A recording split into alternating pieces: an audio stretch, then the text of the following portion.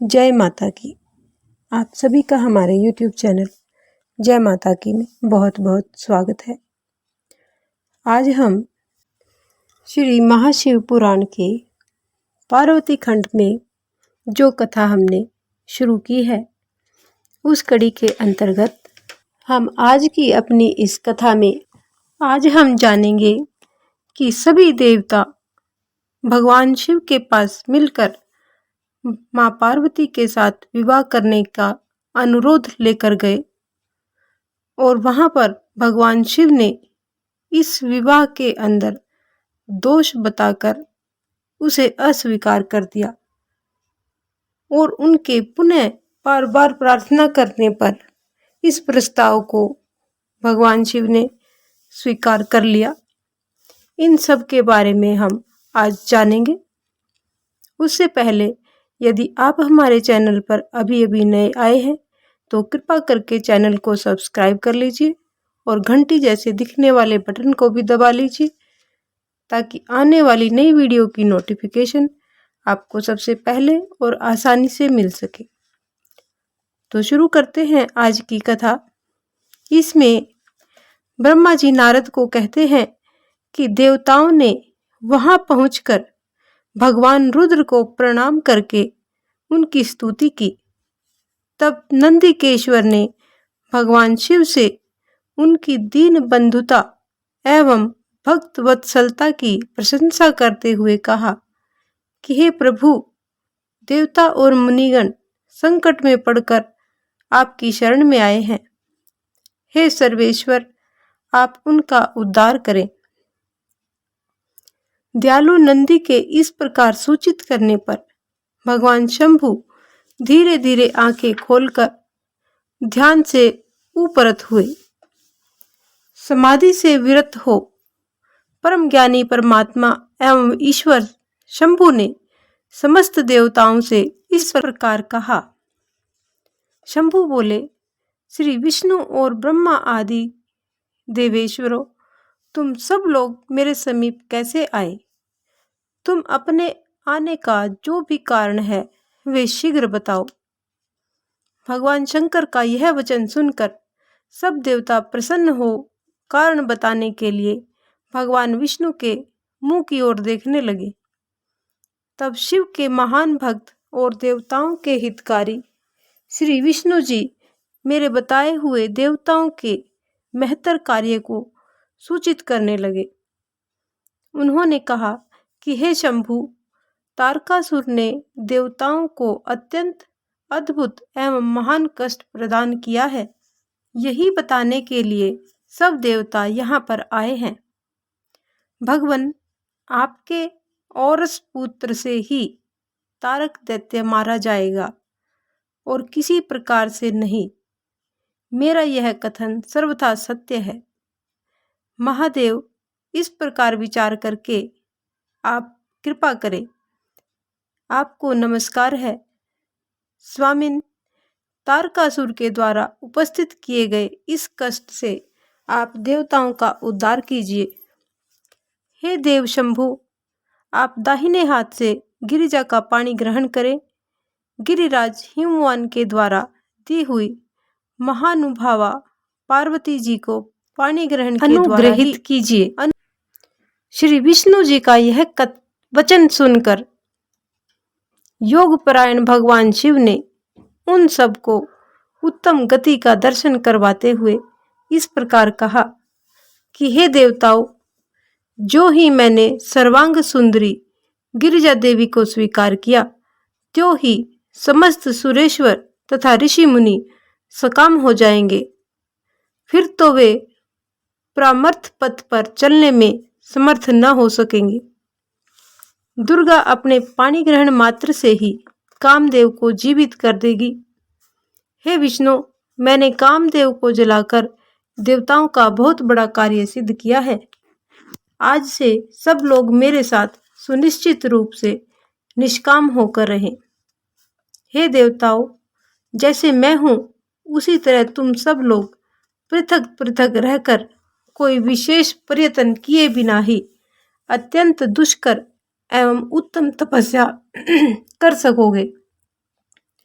अब उस मदन के न होने से तुम सब देवता समाधि के द्वारा परमानंद का अनुभव करते हुए निर्विकार हो जाओ, क्योंकि काम नरक की ही प्राप्ति कराने वाला है। काम से क्रोध उत्पन्न होता है और क्रोध से मोह होता है और मोह से तपस्या नष्ट होती है। अतः तुम सभी श्रेष्ठ देवताओं को काम और क्रोध का परित्याग कर देना चाहिए। मेरे इस कथन को कभी अन्यथा नहीं मानना चाहिए। इस पर आगे ब्रह्मा जी कहते हैं कि हे नारद, वृषभ के चिन्ह से युक्त ध्वजा धारण करने वाले भगवान महादेव ने इस प्रकार की बातें सुनाकर ब्रह्मा विष्णु देवताओं तथा मुनियों को निष्काम धर्म का उपदेश दिया। तदंतर भगवान शंभु पुनः ध्यान लगाकर चुप हो गए और पहले की ही भांति पार्षदों से घिरे हुए सुस्थिर भाव से बैठ गए। वे अपने मन में स्वयं आत्म स्वरूप निरंजन निराभास निर्विकार निरामय परात्पर नित्य ममता रहित नीरव ग्रह शब्दातीत निर्गुण ज्ञान गम्य एवं प्रकृति से पर परमात्मा का चिंतन करने लगे। इस प्रकार परम स्वरूप का चिंतन करते हुए वे ध्यान में स्थित हो गए। बहुत से प्राणियों की सृष्टि करने वाले भगवान शिव ध्यान करते करते ही परमानंद में निमग्न हो गए। श्री हरि एवं इंद्र आदि देवताओं ने जब परमेश्वर शिव को ध्यान मगन देखा, तब उन्होंने नंदी की सम्मति ली। नंदी ने पुनः दीन भाव से स्तुति करने के लिए कहा।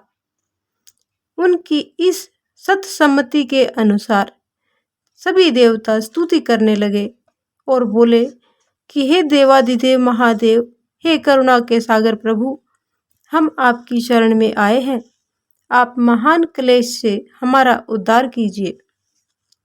इस पर आगे ब्रह्मा जी नारद को कहते हैं कि इस प्रकार बहुत दीनता पूर्वक उक्ति से देवताओं ने भगवान शंकर की स्तुति की। इसके बाद वे सभी देवता प्रेम से व्याकुल चित्त होकर उच्च स्वर से फूट फूट कर रोने लगे। मेरे साथ भगवान श्री हरि उत्तम भक्ति भाव से युक्त होकर मन ही मन भगवान शंभु का स्मरण करते हुए अत्यंत दीनता पूर्वक वाणी द्वारा उनसे अपना अभिप्राय निवेदन करने लगे। देवताओं के मेरे तथा श्री हरि के इस प्रकार बहुत स्तुति करने पर भी भगवान महेश्वर अपनी भक्त वत्सलता के कारण ध्यान से विरत हो गए। उनका मन अत्यंत प्रसन्न था। वे भक्त वत्सल शंकर श्री हरि आदि को करुणा दृष्टि से देखकर उनका हर्ष बढ़ाते हुए बोले कि हे विष्णु, हे ब्रह्मा तथा इंद्र आदि देवताओं, तुम सब लोग एक साथ यहाँ किस अभिप्राय से आए हो? मेरे सामने सच सच बताओ। श्री हरि ने कहा कि हे महेश्वर, आप सर्वज्ञ हैं, सबके अंतर्यामी ईश्वर हैं। क्या आप हमारे मन की बात को नहीं जानते? अवश्य जानते हैं, तथापि आपकी आज्ञा से मैं स्वयं भी कहता हूँ कि सुखदायक शंकर हम सब देवताओं को तारकासुर से अनेक प्रकार का दुख प्राप्त हुआ है। इसलिए देवताओं ने आपको प्रसन्न किया है। आपके लिए ही उन्होंने गिरिराज हिमालय से शिवा की उत्पत्ति कराई है। शिवा के गर्भ से आपके द्वारा जो पुत्र उत्पन्न होगा, उसी से तारकासुर की मृत्यु होगी, दूसरे किसी अन्य उपाय से नहीं। ब्रह्मा जी ने उस दैत्य को यही वरदान दिया है। इस कारण दूसरे से उसकी मृत्यु नहीं हो पा रही है। अतः वह निडर होकर सारे संसार को कष्ट दे रहा है। इधर नारद जी की आज्ञा से पार्वती कठोर तपस्या कर रही है। उनके तेज से समस्त चराचर प्राणियों सहित त्रिलोकी आच्छादित हो गई है। इसलिए परमेश्वर, आप शिवा को वर देने के लिए जाइए। हे स्वामिन, देवताओं का दुख मिटाइए और हमें सुख प्रदान कीजिए। हे शंकर, मेरे तथा देवताओं के हृदय में आपके विवाह का उत्सव देखने के लिए बड़ा ही भारी उत्साह है। अतः आप यथोचित रीति से विवाह कीजिए। परात्पर परमेश्वर, आपने रति को जो वर दिया था उसकी पूर्ति का अवसर आ गया है। अतः अपनी प्रतिज्ञा को शीघ्र सफल कीजिए। इस पर ब्रह्मा जी आगे नारद को कहते हैं कि ऐसा कहकर उन्हें प्रणाम करके श्री विष्णु आदि देवताओं और महर्षियों ने नाना प्रकार के स्त्रोतों द्वारा पुनः उनकी स्तुति वंदना की। फिर वे सब के सब उनके सामने खड़े हो गए।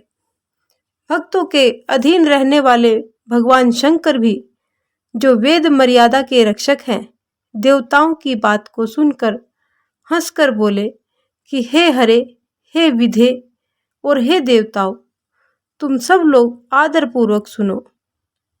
मैं यथोचित विशेषतः विवेक पूर्ण बात कह रहा हूँ। विवाह करना मनुष्यों के लिए उचित कार्य नहीं है, क्योंकि विवाह दृढ़ता पूर्वक बांध रखने वाली एक बहुत बड़ी बेड़ी है। जगत में बहुत से कुसंग हैं, परंतु स्त्री का संग उनमें सबसे बढ़कर है। मनुष्य सारे बंधनों से छुटकारा पा सकता है, परंतु स्त्री प्रसंग रूपी बंधन से वह कभी भी मुक्त नहीं हो सकता। लोहे और काठ की बनी हुई बेड़ियों में दृढ़ता पूर्वक बंधा हुआ पुरुष भी एक दिन उस कैद से छुटकारा पा जाता है, परंतु स्त्री पुत्र आदि के बंधन में बंधा हुआ मनुष्य कभी नहीं छूट पाता। महान बंधन में डालने वाले विषय सदा बढ़ते रहते हैं। जिसका मन विषयों के वशीभूत हो गया है, उसके लिए मोक्ष स्वप्न में भी दुर्लभ है। विद्वान पुरुष यदि सुख चाहता है तो वह विषयों को विधि पूर्वक त्याग दे। विषयों को विष के समान बताया गया है, जिनके द्वारा मनुष्य मारा जाता है। विषय के साथ वार्ता करने मात्र से ही मनुष्य क्षण भर में पतित हो जाता है। आचार्यों से विषय को मिश्री मिलाई हुई वारुणी यानी मदिरा कहा गया है। यद्यपि मैं इस बात को जानता हूँ कि यद्यपि विषयों के इन सारे दोषों का मुझे विशेष ज्ञान है, तथापि मैं तुम्हारी प्रार्थना को सफल करूँगा, क्योंकि मैं भक्तों के अधीन रहता हूँ और भक्त वत्सलता के वश उचित अनुचित सारे कार्य करता हूँ। इसलिए तीनों लोकों में अयथोचित कर्ता के रूप में मेरी प्रसिद्धि है। भक्तों के लिए मैंने अनेक बार बहुत से प्रयत्न करके कष्ट सहन किए हैं। गृहपति होकर विश्वानर मुनि का दुख दूर किया है। हरे विधे, अब अधिक कहने का क्या आवश्यकता है। मेरी जो प्रतिज्ञा है उसे तुम सब लोग अच्छी तरह से जानते हो। मैं यह सत्य कहता हूँ कि जब जब भक्तों पर कहीं विपत्ति आती है, तब तब मैं तत्काल उनके सारे ही कष्टों को हर लेता हूँ। तारकासुर से तुम सब लोगों को जो दुख प्राप्त हुआ है, उसे मैं जानता हूँ और उसका मैं हरण भी करूँगा। यह भी सत्य सत्य बता रहा हूँ। यद्यपि मेरे मन में विवाह करने की कोई रुचि नहीं है, तथापि मैं पुत्र उत्पादन के लिए गिरिजा के साथ विवाह अवश्य करूँगा। तुम सब देवता अब निर्भय होकर अपने अपने घर जाओ। मैं तुम्हारा कार्य अवश्य सिद्ध करूँगा। इस विषय में अब कोई भी विचार नहीं करना चाहिए। ब्रह्मा जी आगे कहते हैं कि नारद ऐसा कहकर भगवान शंकर मौन होकर समाधि में स्थित हो गए और विष्णु आदि सभी देवता अपने अपने धाम को चले गए। इस प्रकार आज की हमारी ये कथा यहीं पर संपन्न होती है। यदि आपको हमारी ये कथा पसंद आए तो एक लाइक का बटन अवश्य दबाएं और यदि आपको हमारी ये कथा पसंद नहीं आती है तो आप डिसलाइक का बटन भी दबा सकते हैं। इस प्रकार की और भी अन्य धार्मिक रोचक कथा कहानियों को जानने सुनने के लिए हमारे चैनल को सब्सक्राइब करें, लाइक करें और अपने मित्रों और प्रियजनों में आगे भी शेयर करते रहें। जय माता।